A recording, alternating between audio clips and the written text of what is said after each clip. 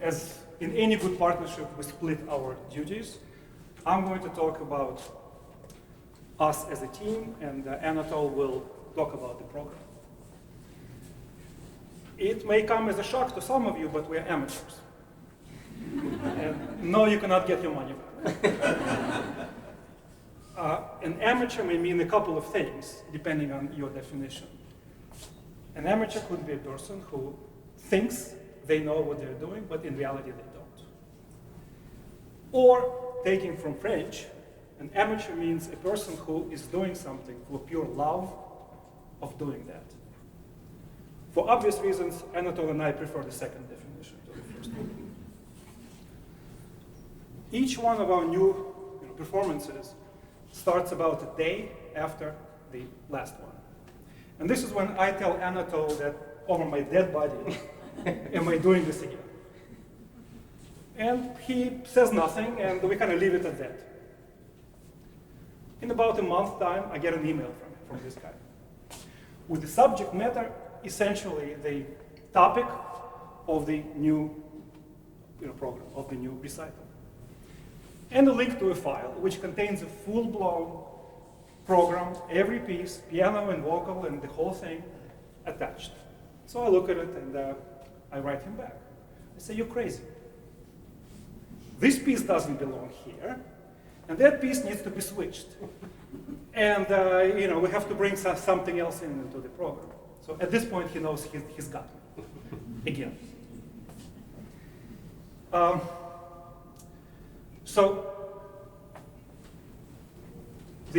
This is when the work on the program, the architecting of the program begins. It's a very involved process, and it's one of the most enjoyable things that both of us do, which means we research and listen to hours and hours of new material.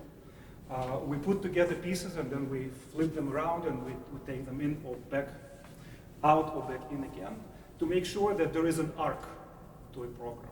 That there is a beginning, middle, and the end, and they are all connected to each other, and every piece speaks with each other. And it's a process. Sometimes it's easy, it may take us a couple of months. Sometimes, like this time around, it took us a lot longer. We started last April, and 15 months later, the last piece that went into the program, which is Etude number 15 by Philip Glass, thank you, by Philip Glass, went into the program just a few weeks ago. So you can imagine the process. It took us over a year to architect this thing.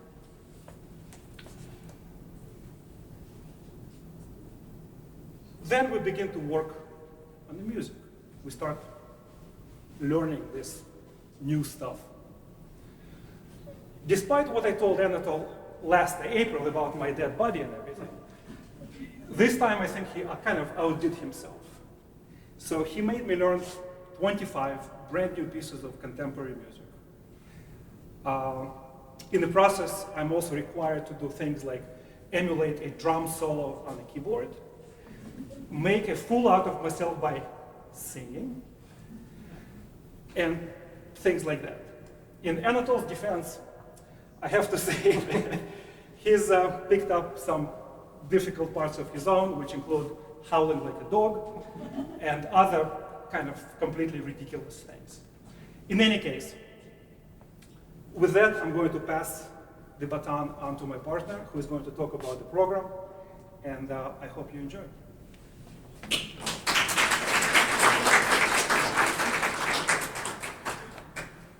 Well, for those who have come again to hear us perform, we're delighted to see you. But for those who are here for the first time, Dimitri and I have been presenting these kinds of themed recitals developed around some theme or another for a number of years now. This is our 7th, actually. And today's theme is Alive and Well, contemporary music in America, songs and piano music. And it is an attempt to refute a commonly held notion that classical music in America is, alas, dead. Well, we would like to suggest that despite this commonly held notion that the opposite is true, that not only is it alive, but it's, as a matter of fact, the envy of the entire world. It has never been more diverse, vibrant, and experimental.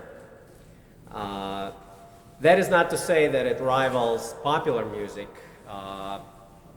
in the mind of most people. It never had.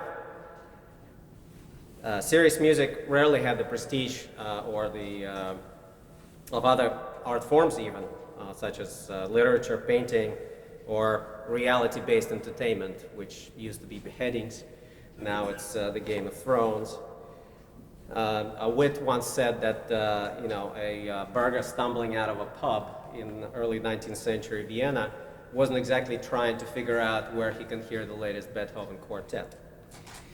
So, but as you later will hear a Vincent van Gogh quote, for those with eyes who care to see, the amount, quality, and variety of classical music being created today is truly astounding. So our program is completely arbitrarily selected slice, and very subjectively selected. These are the things that we like, sampling of this bounty. The richness of American music, of course, is that it's a confluence of various strands of music, European classical music, both from the West and Eastern classical music, popular music, African, Caribbean, Native American music. American music has been enriched by a steady influx of musicians that were coming from Europe and the world over, and have been teachers and performers. After all, you may have heard of such New Yorkers as Rachmaninoff, Bartok, Kurt Weill, Stravinsky, Schoenberg, Dvorak. But what is uniquely American and what we love and what we try to convey here is that American composers not only acknowledge or even quote the musical past, you will hear that in abundance, but the spirit of open-ended experimentation and mischievousness and humor with which they feel they could tweak and push this musical past in all kinds of new and interesting directions. So you can think of this concert as our love letter to our adoptive country and its diverse and all-embracing culture. So just a few words about our program today. It's going to have two parts with an intermission, as Dimitri mentioned. The first part, we would like to think of it as a kind of more sober and serious music. And the second one will be much more lighthearted and with humorous pieces and a bit of what Dimitri calls dinner theater. Apologies ahead of time. So the works will range very widely, from very meditative to riotous. Will there be some dissonance? Heck yeah. But it's not going to last very long. It's not going to be very harsh. We promise you that.